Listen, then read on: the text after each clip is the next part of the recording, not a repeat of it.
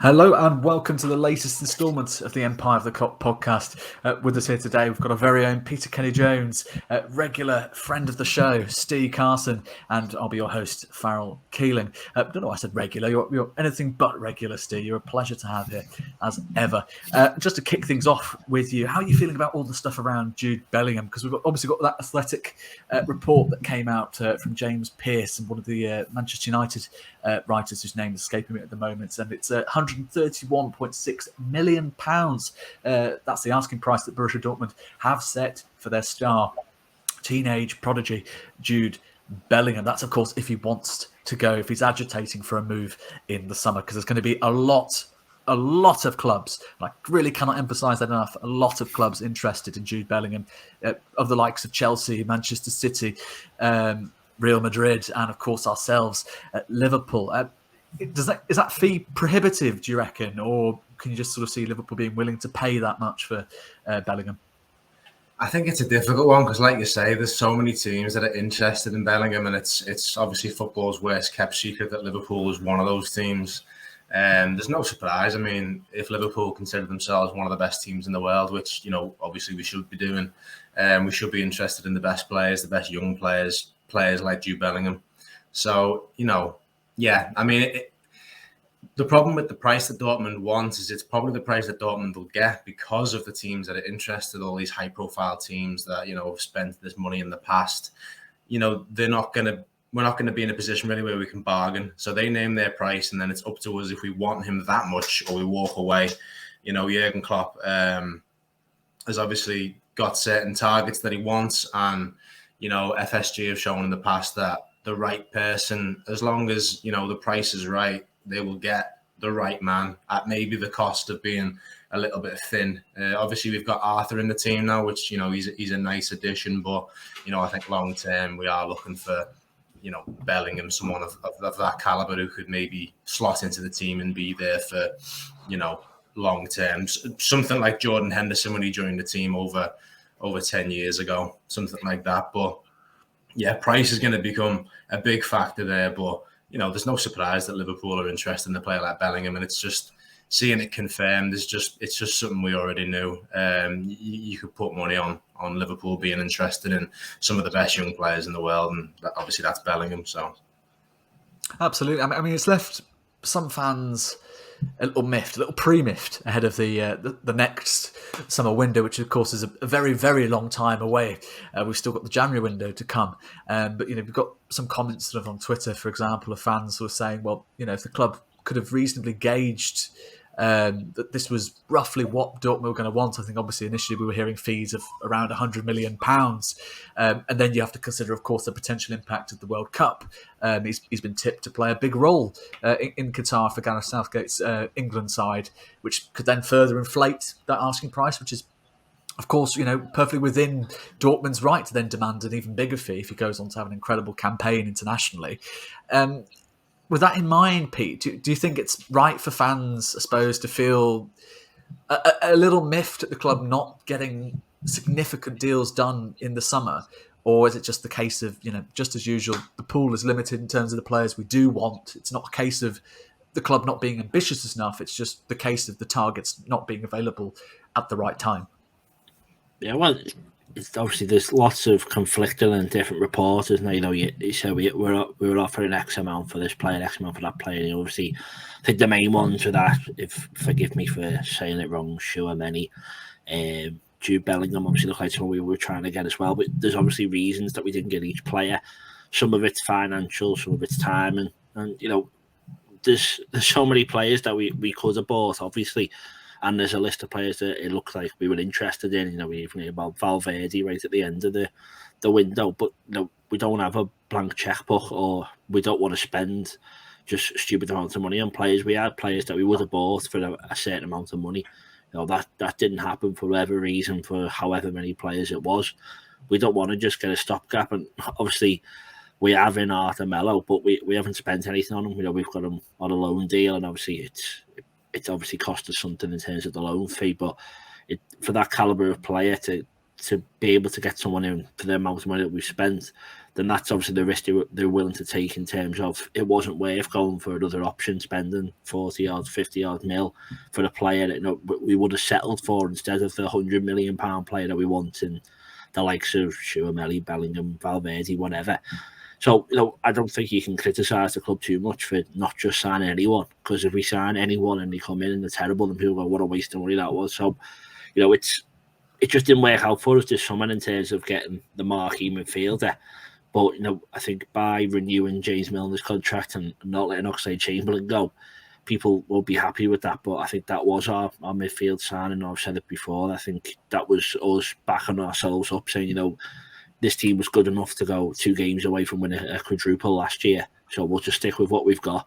See if we can add something else, which we didn't. We ended up getting Arthur, and we'll just got to go from possibly January or next summer and try and add there.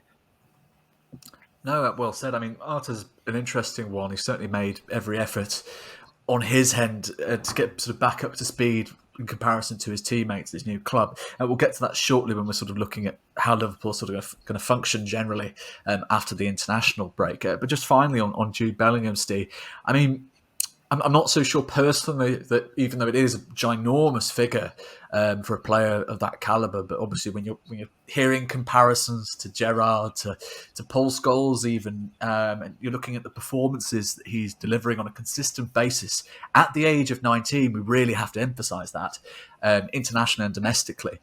They're perfectly within their rights to charge that amount. I'm not sure if I personally believe it's massively prohibitive for Liverpool in the sense that obviously we were prepared to pay roughly 80 to 90 million pounds for Aurelien Tchouameni, who obviously went to Real Madrid over Liverpool. 40 million is still quite a jump, of course. But if you look at sort of how the business we've done this summer and what you'd argue, because Liverpool were prepared to pay 64 million, potentially rise to 85 for Darwin Nunez, and then a further 80 million on a top class midfielder. It didn't happen. It wasn't the right time for it to happen. But then you're looking at sort of the general sort of financial context of the club. I think the reports sort of surfacing around Liverpool potentially posting record revenue after the COVID era, potentially 500 to 600 million, which would be sort of records of profits for Liverpool. Does that then sort of open room next summer to drop a significant fee like that? Would that be sort of Liverpool's business as it was, or could you see that sort of expanding beyond Bellingham, hypothetically, if Liverpool were to land his signature? I think it would be unusual for Liverpool to get multiple marquee signings in one window, because we don't typically get a marquee signing every window anyway, certainly not every summer. So, yeah, I mean, it's not outside of the realms of possibility that Liverpool would go and spend over £100 million on Bellingham. For FSG, for all their faults and all their benefits, they've shown over the years that if Jurgen Klopp wants a specific player and, it's financially possible, they'll do it. And if Liverpool have that sort of positive turnover that you just referred to there, then yeah, absolutely. I mean, the club generates the money. FSG have shown that they're not too tight when it comes to investing into the squad. There's definitely been times where they've shown some restraint, but, it's difficult. You can't, the way that we've branded ourselves in the last few years up to decade is that we've been quite shrewd in the transfer market. Like, some of our best players have been brought in on very small amounts of money. Look at Joel Matip, look at Andy Robertson, look at James Milner. These are some of our most important players over the last few years, and they came in on very small amounts of money. So the club is very shrewd, and I think it allows for the larger transfers like Darwin Nunez and players of that caliber. Virgil van Dijk is another example. I mean, they've came from sales, but this is how a successful club operates. If you look over the park, not over the park, up the motorway to Manchester United, I mean, obviously it's a very different story there. But yeah, I mean, if Jurgen Klopp wants Bellingham and FSG go, right, okay, so we can make the funds available, I don't see why not. Yeah, I mean, it's Virgil van Dijk, we really didn't expect to spend that amount of money when that was coming around. And then, yeah, I mean, FSG have shown that they are willing to spend money for the right person, and that's always been the thing for Jurgen Klopp, getting the right person. And if that's Bellingham, I think the club will do everything they possibly can to do it. But obviously, If in 12 months Bellingham's playing for Real Madrid, we'll obviously have a very different feel about it. But you'd have to think that Liverpool have got alternative targets, like Pete said there about that French lad. You know, he's a prime example. Obviously, that seems to be a player that Jurgen Klopp heavily wanted in the squad, and it came and went. But you know, maybe Bellingham is the first choice, and that's what's there. We don't know really what goes on behind the scenes, but yeah, I'm not worried. You know, we've got Nunez in. That's a great signing for the club. We've got some players that have came in for the future, and yeah, I think we could be due a big marquee signing, particularly in midfield next summer. And all signs point to Bellingham. So, you know, fingers crossed. Let's see what happens. But regardless, I've got faith in the recruitment team that will be absolutely fine. I think that's it. You made the right point. A lot of the best thing about Liverpool, I suppose, as far as fans are concerned, perhaps less so the journalists, is that we largely don't really know what goes on behind the scenes. It's a very closed-off shop, which often means that we do get these sort of surprise signings that can pop out of nowhere, or you get the kind of signing like a Darwin Nunez where there's subtle hints sort of there and here and there sort of scattered about that there is interest and genuine interest at that, which then leads to action. We'll see on the Bellingham front. Again, I don't think 100 plus 130 million should keep Liverpool out of the race at this stage, especially given the calibre of the talent we're talking about. If you can realise that potential and the comparisons we're seeing to legendary midfielders in the Premier League, I think, 130 million, you're spreading that over 10 or more seasons, really, aren't you? Which then looks really a bargain. Just moving on quickly to one of our very own, of course, Darwin Nunez, who's enjoyed a mixed start to life in the Liverpool shirt. Not quite a disastrous start that some have claimed. Obviously the 3-game suspension did sort of mar that early sort of opinion of him. But from there, he seems to have attracted yet more criticism, and frankly, criticism bordering on online bullying at this point from his international commitments with Uruguay. There's a footage going around, a video I'm sure everyone's seen at this stage of him taking a shot in training, which I think is evidently clear to anyone who actually properly looked at the video. Isn't a shot, but it's just a miscued cross. And obviously he's been slaughtered online for it. Everyone's talking about how he's a joke of a signing and this, that and the other. I mean, Pete, it's absolutely ridiculous, isn't it? I mean, we're talking about the it always seems to be based off that sort of comparison to Erling Haaland. And everyone sort of pointing their finger and going, wow, the Liverpool fans, you said he was just as good as Erling Haaland, or this, that and the other.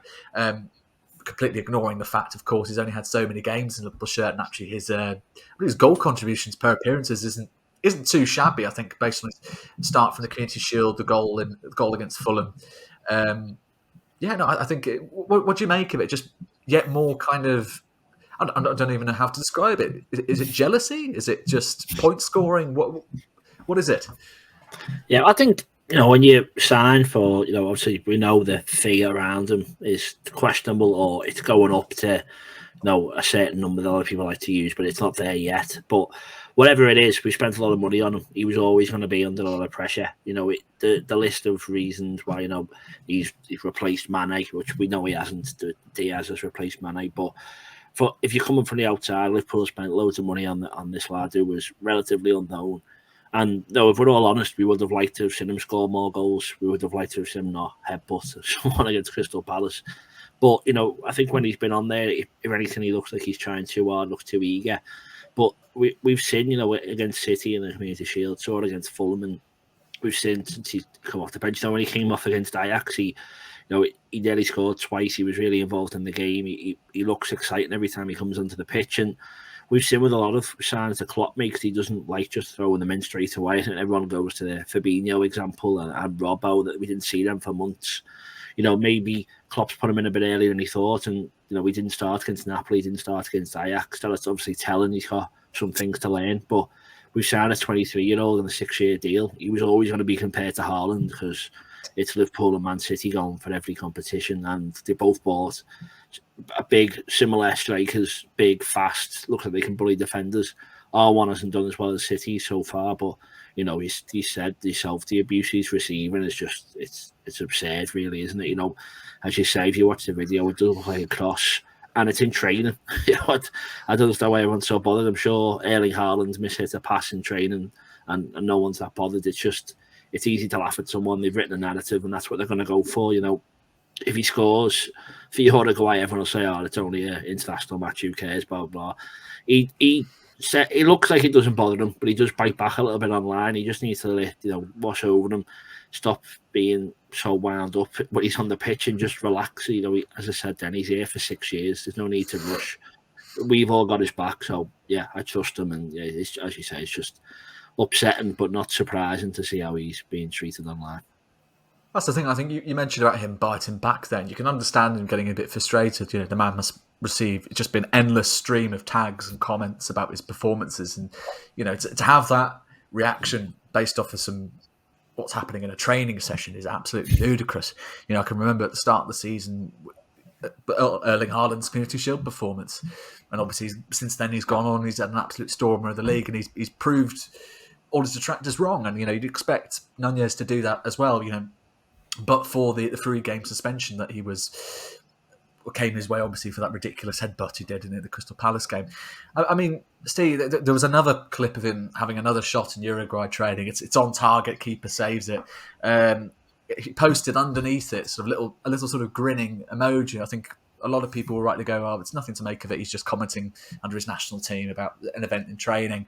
I personally thought it was almost a very subtle dig at his critics, just to kind of go, "Well, look, I can actually shoot. I can hit these on target." But I think Pete's probably hit the nail on the head there. The best thing for him to do is sort of just get his head down, just ignore the criticism, delete Twitter if you have to, just focus on yourself and fulfilling your ludicrous potential. Yeah, it's just mainly the state of social media, and you go on social media and any fan base, not just Liverpool, not just football. You can even see it like musicians that can get a little bit tribal sometimes. It's people just trying to point score. They'll point out all these flaws, and yeah, Nunez mishits a pass. It's evidently a cross. I'm more upset with the player that he actually put the cross into, because there was no effort to get to the ball. He could have got to it, but again, it doesn't really matter. It's training. These are the places that they work on these things, and Nunez has hit the ball on target before. He scored goals for Liverpool. It's all a bit daft. I don't partake in it myself, but then again, I'm not a target like Nunez is. So there's no doubt that he sees it all. Hopefully, and he seems to be the kind of character that will probably laugh it off a little bit. He seems to have a little bit of arrogance about him, a little bit of self-belief, which is a quality that we've seen in players like Curtis Jones and Daniel Sturridge in the past. That they know how good they are. So, hopefully Nunez has got that bit about him as well, and he just sort of watered off a duck's back type thing. Hopefully it's not eating him up inside. His performances on the pitch have been okay. We can talk about the red card, but that's probably completely unrelated to this kind of discussion that we're having here. But he seems like a positive player. Obviously he's world class. If he's not already in the eyes of everybody, certainly Liverpool fans can recognise that he's a world class striker. Hopefully he goes on to prove doubters wrong. But yeah, the Erling Haaland stuff they were always going to be compared to each other. Like Pete said, Liverpool and Man City signed two very similar strikers, big fellas up front who are quite good feet. So they're always going to be compared to each other, which is slightly unfair. But you see it all the time.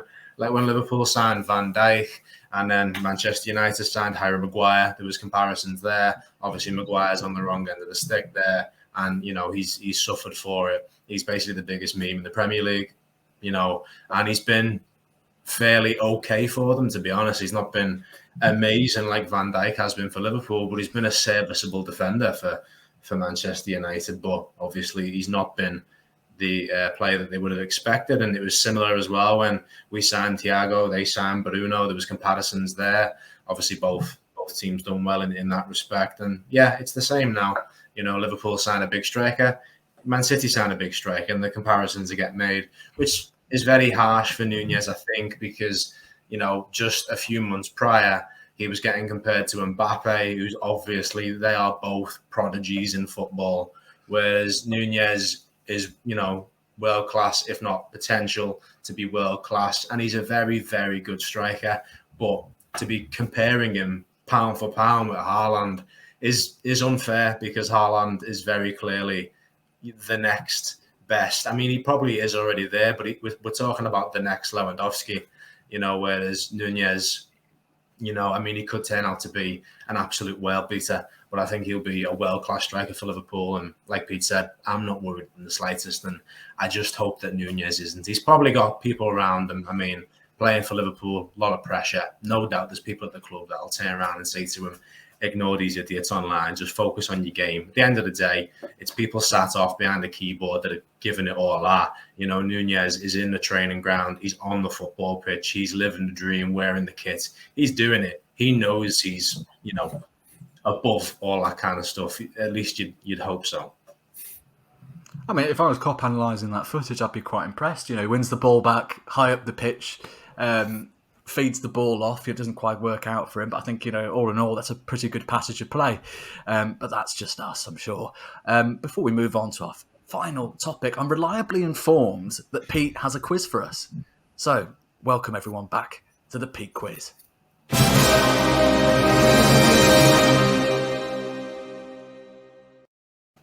Oh yes, we are back. It's been a long few weeks without it. I'm sure you've all been missing it as much as I have. As it's international break, I thought I'd ease everyone back in with a Liverpool international related quiz. I can't go too heavy because we have got a World Cup coming up where I will have to fill some gaps with more World Cup related content for you all.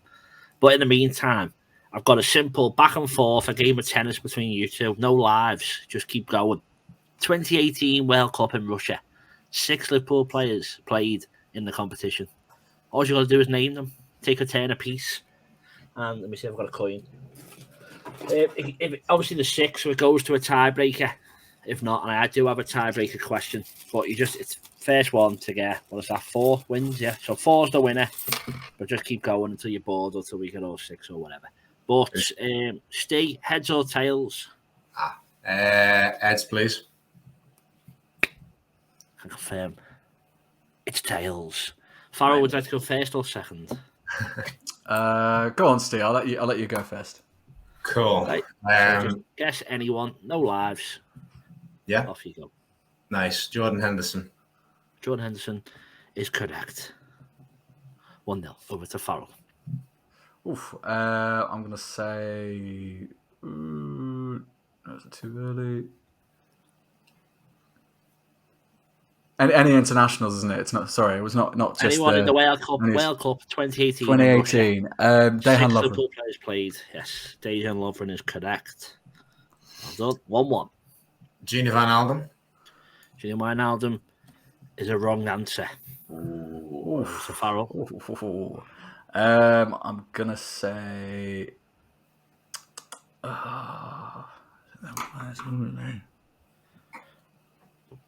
So we've got Dejan Lovren. Fabinho? Fabinho is incorrect. Oof.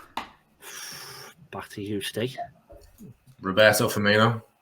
Roberto Firmino is a correct answer. Firmino. And so back to Farrell. 2-1 to Steve. Oh, I can't remember this one. Was he?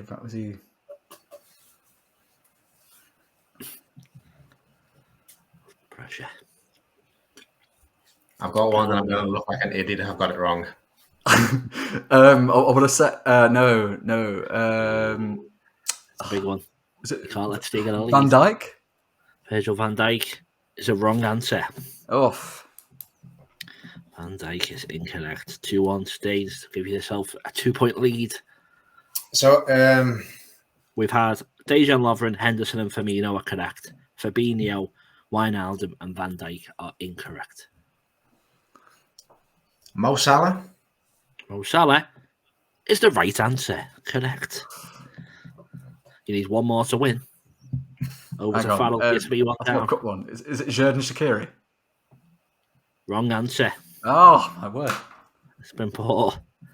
Shaqiri is wrong. Back over to Stay. This one can give you the win. 2018.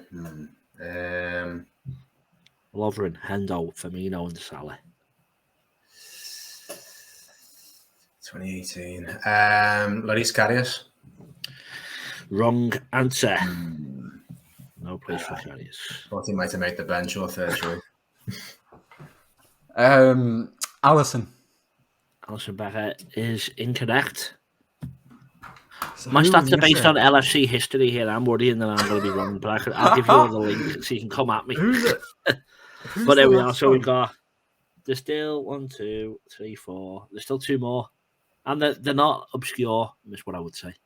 Can we ask for Nothing like that. positions? Or is that too much? You can't, but Farrell can. Right. Guys. Well, I reckon a young Trent might have been in that team. Are you going to say Trent, or is that just what you reckon? I'm gonna say Trent. Yeah. Trent Alexander-Arnold gives you the victory. That's a correct answer. Yeah. Young Should I Trent. carry on playing? 1, I think. 2, 3, 4, 5 at the last one. Yeah, that's for the position. Can you give us the position? Forward. A forward. Yeah. Forward. You can just both guess because you're not my playing for anything here. You can just. Origi? No. No. Harry Wilson. No. Whew. Good shout. Oh, bloody hell. No, wait there. Did Senegal get there? Mane? Sadio Mane. Well done. Oh, Yeah, so according to this, we've got Firmino, 4 games, all off the bench, 1 goal. Dejan Lovren, 7 games, lost in the final. Trent, 1 game in the 4th place playoff. Hendo, 5 games, obviously for England. Salah, 2 games, 2 goals for Egypt. Mane, 3 games, 1 goal for Senegal. Both never got through the group. I hope that's correct. Come at me or come at lfchistory.com and I'll send you the link if there's a problem. but yeah, absolute battering online. Thank you for playing. Well done, Steve. And yeah, nice to be back. That was the Pete quiz.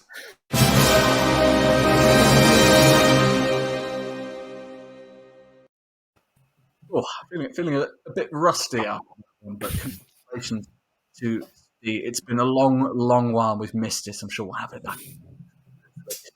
Just finally, before we all say goodbye, how are we all feeling, gents, about Liverpool after the international break? Because obviously with the 2 postponements, for those of you, I don't know if you've been hiding under a rock, of course, but we've missed out on Wolves and Chelsea, both fixtures postponed to some time later in the second half of the season. It's going to lead to a lot of fixture congestion, but now it's actually quite beneficial for Liverpool, I'd say.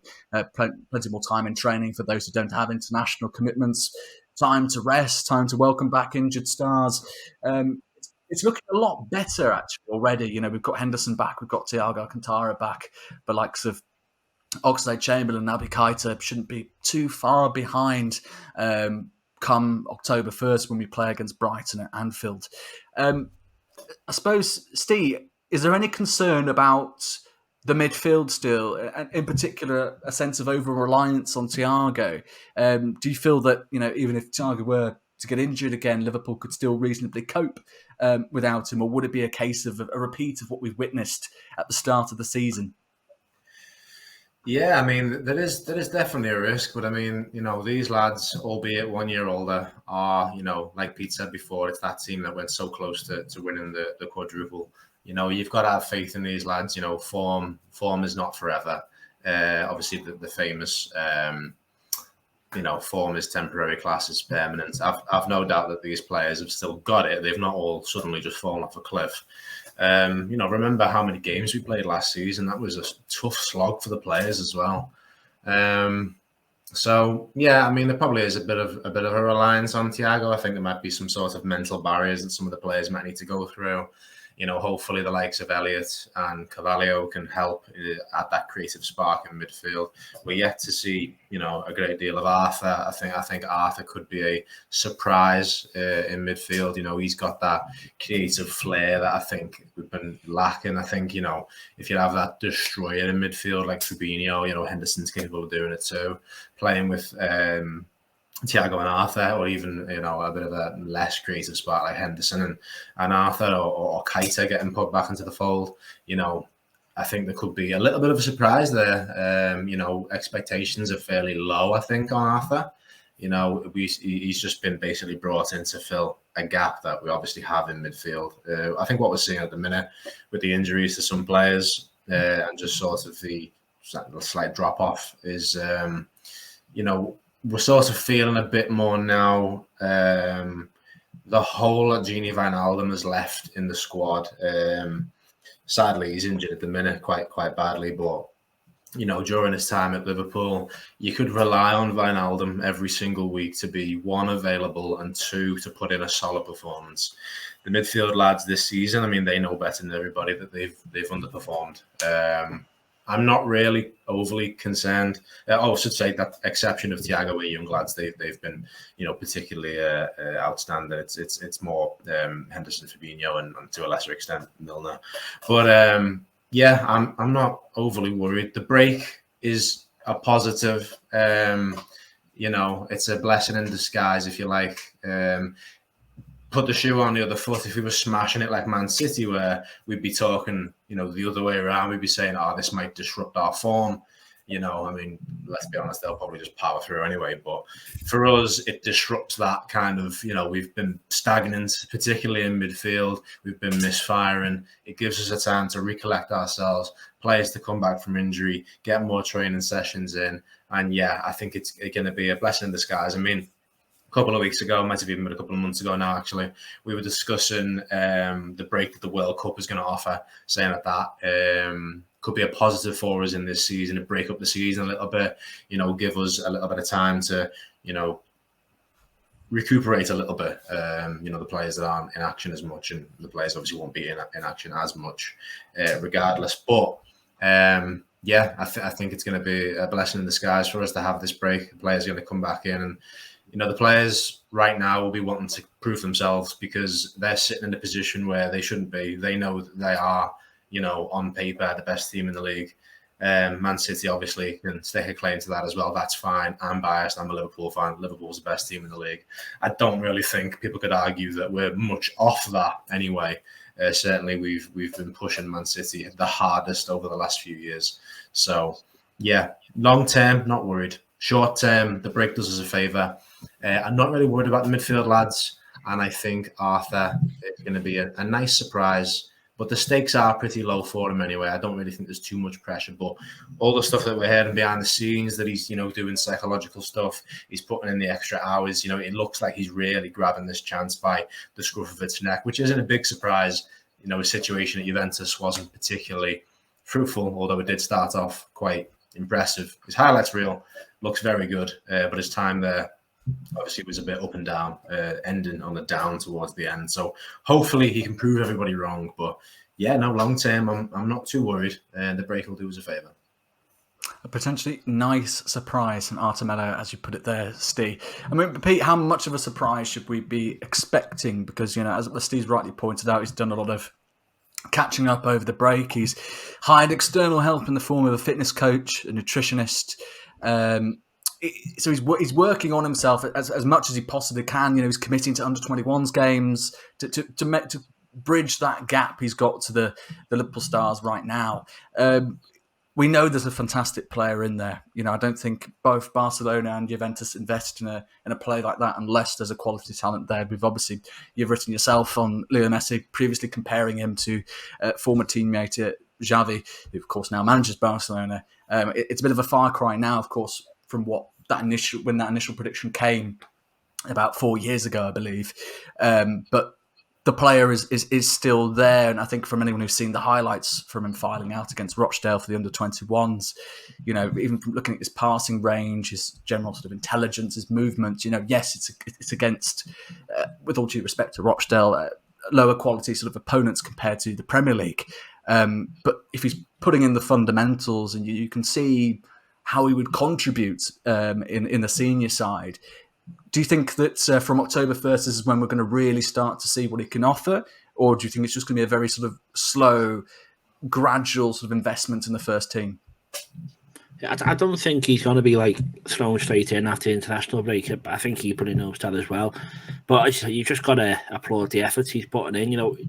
It's easy to say, all the players care, and obviously I'm sure they do, but to do something like that when there's no doubt he would have been offered, he could go and go and enjoy a holiday if he wanted to. You know, we've seen a lot of the players traveling around the world. You know, he obviously wasn't selected for Brazil. I wouldn't be surprised if in the back of his mind he's still thinking, if I smash it for the next couple of months, there's always a chance, and there is, and he'll know it's minute and it is, but he knows that if he can prove to Klopp that he's the player that he was or the player that he could be, there's no reason he can't get in our team, and there's no reason he can't then go and get to his national squad.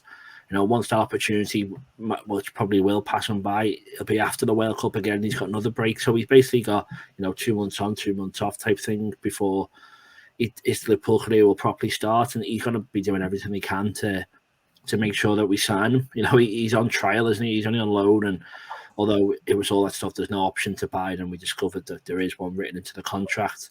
Then it's clear that this is where he wants to be. This is an opportunity he wants to take with both hands, and that's the type of player you want at the club. You know, we say you don't play for Barcelona, you don't play for Juventus unless you've got something about you. And I think I watched the game against Rochdale, the full thing, and he was just him and Bajcetic, if that's how I say it again, sorry. They just looked really tidy on the ball, and you could see, we can't trust Thiago to play every week. Unfortunately, there'll be one here when he's boss. Just having that clever player on the ball who keeps the ball taken over, keeps the passing going. I think he definitely could get in that squad if we're resting a Thiago, and you play him against maybe a deeper side midfield, defence, someone else who's got like 10 men behind the ball. You could see him doing something clever with it, and yeah, I was impressed with how confident he looked and how assured he was, and all you can do is applaud him. It's similar to what Nunez has done. He wanted to cut his break short to go and join the Uruguay squad early, and Arthur's done the same. He hasn't took a holiday. He's decided to put his head down and work harder, and the more players you've got like that, the better. And it just shows that a lot of people are pointing to issues within the squad and whatever. They're all pointing the same way. They're all working so hard for each other, and that can only lead to good things. It might not be instantaneous, but hopefully before the World Cup and after it, we'll reap the rewards of what all the lads are doing. A handy break for Liverpool Football Club with Melo set to benefit. I think that's a pretty good place to end it. We'll be very excited to see what the Brazilian can potentially contribute from October 1st onwards. It'll likely be Thiago starting, but would pass Klopp to hand our Brazilian loan signing a few minutes against Brighton Hove Albion at Anfield. We're all greatly looking forward to the return of domestic football, which is a little over a week away, thankfully. We're counting down the days. We've been Peter Kenny-Jones, Steve Carson. I've been your host, Farrell Keelan, and this has been the Empire of the Cop podcast. You can find us on YouTube, Apple Podcasts, or whatever podcast you happen to be using. And of course, we'll be publishing the full conversation on our Substack. Be sure to catch us again next week, where we'll be previewing Brighton Hove Albion's trip to Anfield for our first domestic clash since the international break. Take care.